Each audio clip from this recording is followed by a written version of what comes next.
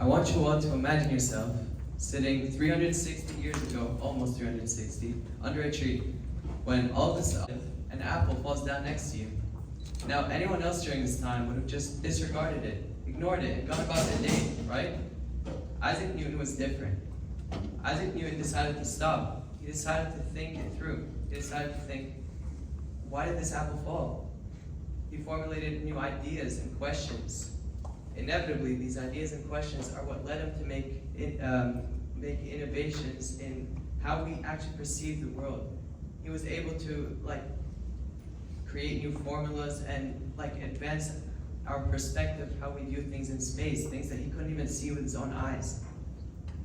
Curiosity is an integral part of human nature in the fact that it allows us to think things through and perceive things in a new lens every time that we see something different. Now, I want you all to think back to your first day of school. So, the first day of first grade, right?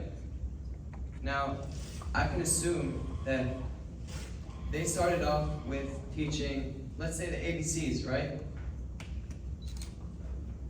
Then they moved on to some addition and subtraction.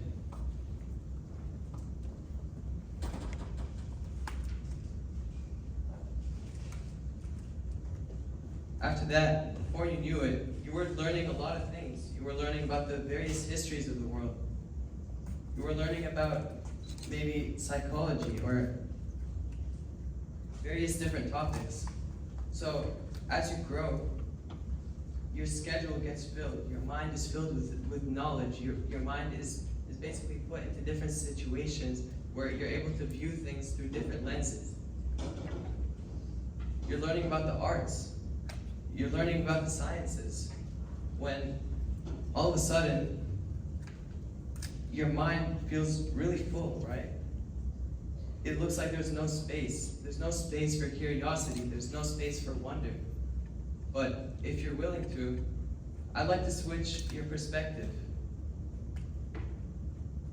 And if you'll allow me, show you that it's always possible, no matter your age, no matter what stage of life you're in, it's always possible to retain curiosity.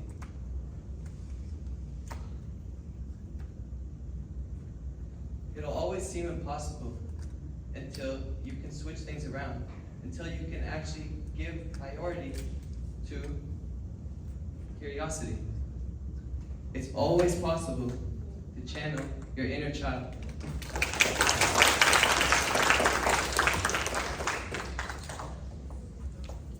The curriculum always establishes a great foundational standard for the knowledge that allows us to perceive the things around us. However, it's not always enough. Curiosity is always what allows us to make connections between the things that we see. It allows us to essentially, like I said before, view things in a different and almost childish lens. However, that's what makes innovators. That's what prompts ingenuity, creativity, or curiosity. So, it all starts with an idea.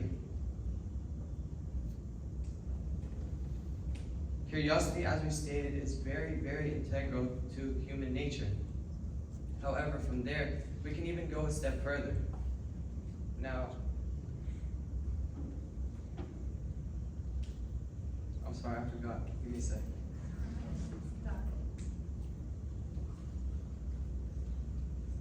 John Taylor Gatto actually once said that instead of receiving education, we should go reach for education. So education should never be given to us on a golden platter. We should always be able to go out and always strive for gaining knowledge. Gaining knowledge should always be our primary goal in life, so that we can apply it and apply it to every other part of our life.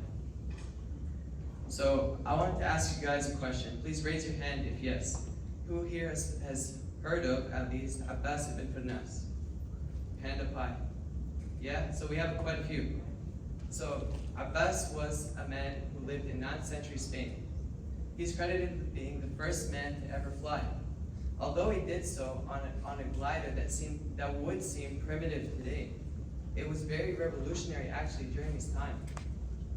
He actually revolutionized the way people thought about new ideas. Everyone thought he was crazy. He essentially impacted the works of Da Vinci and his later designs on flying machines, and which actually led to the Wright brothers' flight on December 17th of 1903, the first use of a motorized airplane to ever take flight. Can you imagine that? Today we're able to fly across oceans because one man in Spain almost 1,000 years ago was crazy enough to jump off a tower in Cordoba. Isn't that insane? Now, Immanuel Kant, who was actually a very prominent Enlightenment thinker, he described the Enlightenment as man's emergence from self-induced immaturity. Immaturity in this case is really not the lack of knowledge, but it's the lack of courage and devotion to your own ideas to actually go and strive towards them without the help of another.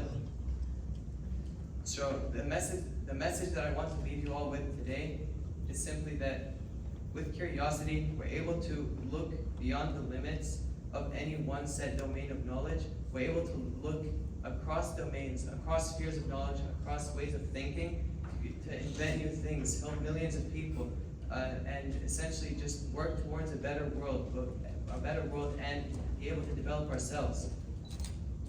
So curiosity, at the end of the day, is the driving factor to any new advancements that are made in the world and allow us to basically help people all over the world. Thank you.